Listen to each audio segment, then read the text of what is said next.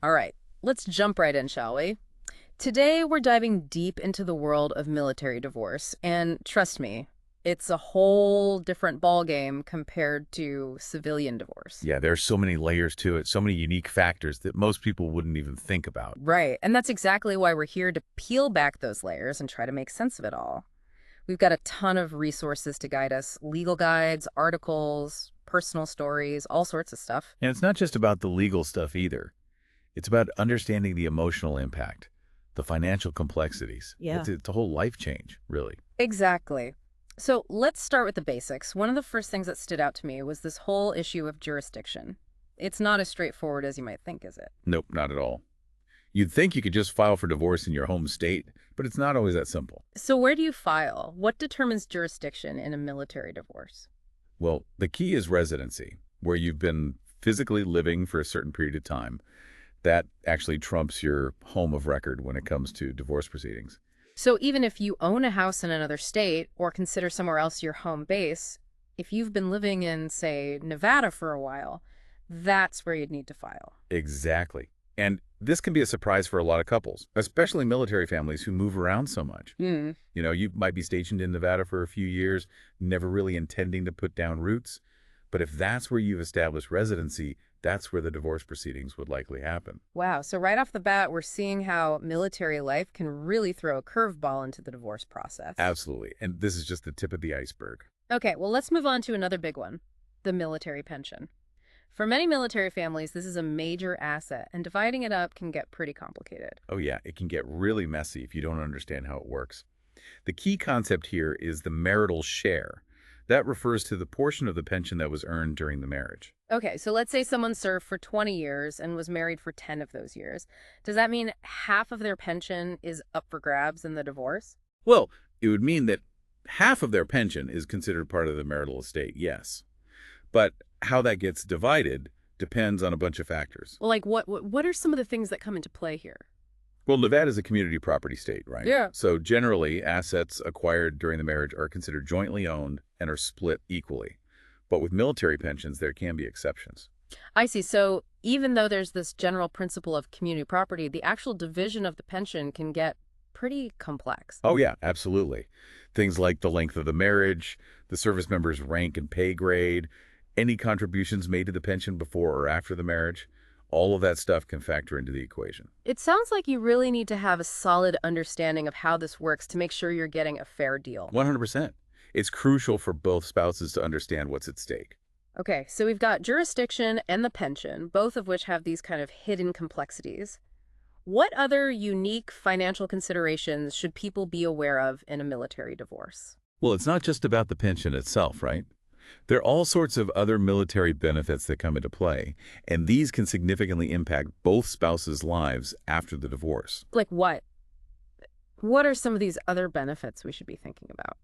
Well, there's TRICARE, for example, which is the military's health insurance program.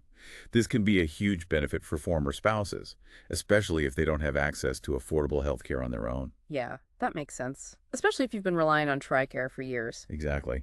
And then there's the GI Bill, which can be used for education and training. Service members can actually transfer their GI Bill benefits to a spouse. But there are a lot of rules and restrictions around that. We can delve into that later if you'd like. Yeah, let's definitely circle back to that. So we've got healthcare, education. What about all those other perks that come with being a military family? Do any of those factor into a divorce? They can, yeah. Things like access to shopping on base, the PX and BX, those can be significant savings for families. Then you've got the potential for on-base housing, which can be more affordable than civilian housing options.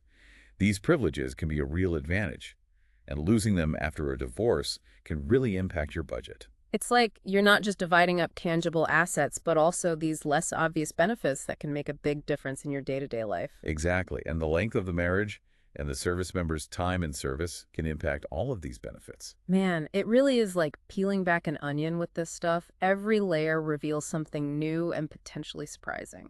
That's a great way to put it, and it really highlights why it's so important to have a clear understanding of what's at stake in a military divorce. Hmm. It's about more than just ending a marriage. It's about untangling this whole system of benefits and privileges that have become part of your life. A whole different world, that's for sure. You got that right. Well, I think we've laid some good groundwork here, but we've only just scratched the surface. There's so much more to unpack when it comes to military divorce. Oh, absolutely. And in the next part of our deep dive, we're going to dig even deeper into some of the more complex and often overlooked aspects of this process. We'll be back after a short break. Stay tuned. See you soon. All right, so we're back and ready to dive even deeper into the world of military divorce. You know, one of the things that struck me as we were prepping for this deep dive was just how much stress military families face, even outside of divorce. Oh, absolutely. I mean, you're talking about frequent moves, deployments, the inherent risks of military service. It's a lot to handle. Yeah, it's like you're constantly adapting to new places, new schools. And then on top of that, there's the worry that comes with knowing your loved one is in a potentially dangerous job. Exactly. And all of that can really amplify the challenges of going through a divorce. Right, like imagine trying to negotiate the terms of a divorce while one spouse is deployed overseas. Talk about adding another layer of complexity. It's incredibly difficult. Not only is it logistically challenging, but the emotional distance can make an already tough situation even harder. It's like trying to have a serious conversation over a crackling radio signal, You're never quite sure if the message is getting through clearly. That's a great analogy. And, it's not just the couple going through the divorce who's affected. You're right. It's the kids, the extended family, the whole support system. And the guide we're looking at, it focuses a lot on the legal and financial side of things, which is obviously important.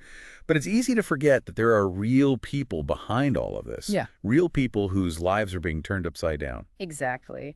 And speaking of the legal side of things, let's circle back to the Servicemembers Civil Relief Act, or SCRA. We touched on it briefly before the break, but it's a pretty big deal, right? Huge. It's a federal law that provides a wide range of protections for service members facing civil legal proceedings. So it's not just about divorce. Nope. It covers things like eviction, foreclosure, repossession, even interest rates on debt. It basically recognizes that military service can disrupt many aspects of your life, and it aims to prevent service members from being disadvantaged because of their service. That makes sense. You shouldn't have to worry about losing your home or getting hit with a bunch of legal fees just because you're deployed or serving your country. Exactly. And it applies to active duty, National Guard, and reservists called to active duty. It's really about making sure that service members can focus on their military duties without being bogged down by these legal matters. So how does the SCRA actually work in practice? Like, what are some concrete examples of how it protects service members? Well, one example is the 90-day automatic stay. If a service member is sued while they're deployed or on active duty, this provision automatically puts the lawsuit on hold for 90 days. It gives them time to get back, get their affairs in order, and figure out their legal strategy. That's a big help, especially if you're overseas and have no way to respond to a lawsuit right away. Exactly. And the SCRA also has provisions for extending that stay if the service member can show that their military service is preventing them from adequately defending themselves. So it's really about giving them a fair shot, even when their military duties make it difficult to participate in the legal process. That's the idea. It's about leveling the playing field and making sure they're not at a disadvantage because of their service. Okay, so we've talked about jurisdiction, the pension, the SCRA. I know this is going to sound like a broken record, but what else? What other unique challenges come up when you're dealing with a military divorce? Well, child custody is a big one. Now, the laws themselves are the same, whether you're military or civilian. Right, the best interest of the child is always the top priority. Exactly. But when you factor in deployments, things get a lot more complicated. You can't just assume a standard visitation schedule will work when a parent might be gone for months at a time. So how do you handle that? How do you create a custody arrangement that works for everyone when you've got this unpredictable element of deployments? That's where family care plans come in. These are plans that military families are required to have in place to ensure that their children are taken care of in the event of a deployment or other military-related absence. So it's not just about who gets custody, but about the practicalities of how the kids will be cared for when one parent is away. Absolutely. And these plans need to be very detailed. They should cover things like financial support, medical care, transportation, even things like who has the authority to make decisions about the children's education and well-being while the service member is deployed. Wow, so it's a lot more than just saying, okay, you get the kids on weekends, I get them during the week. It's about anticipating all the different scenarios that could come up and having a plan in place for each one. Precisely. And the guide emphasizes that these plans need to be regularly reviewed and updated as circumstances change. Kids grow up, deployments get extended, new challenges arise. It's an ongoing process. It sounds like a lot to manage, but it's all about creating a structure that's both flexible and stable for the kids.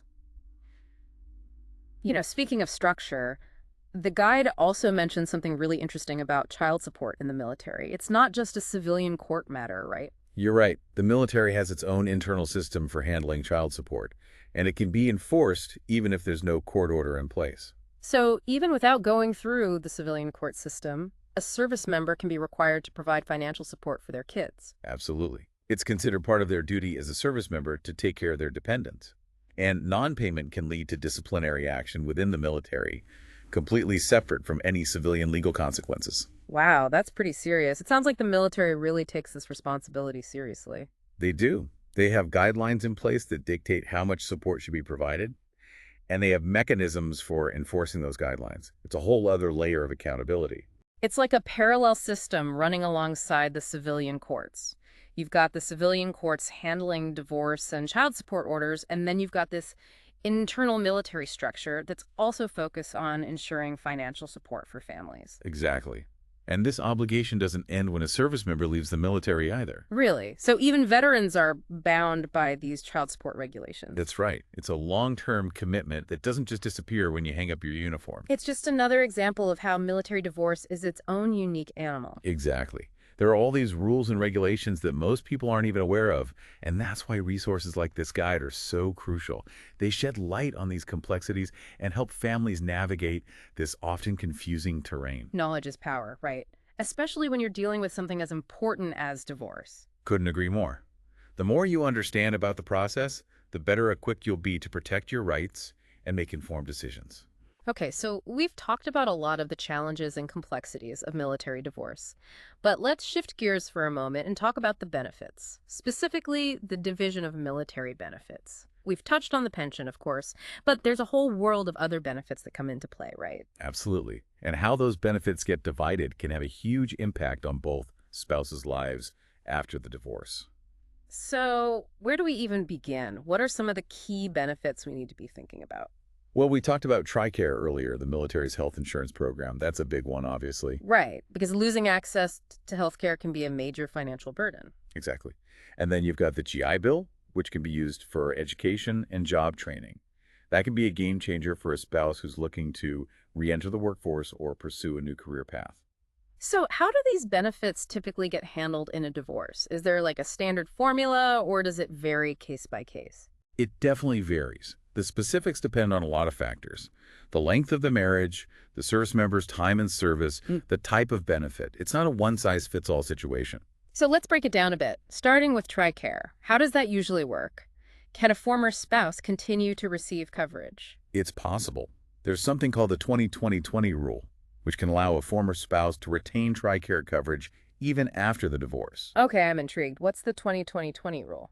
Basically, the marriage needs to have lasted at least 20 years, the service member needs to have served at least 20 years, and there needs to be a 20-year overlap between the marriage and the service. So it's not automatic. It really depends on the couple's specific situation. Right. And even if a former spouse qualifies under the 20-20-20 rule, they might have to pay a monthly premium to keep their TRICARE coverage. So there are potential costs involved, even if you are eligible. Got it.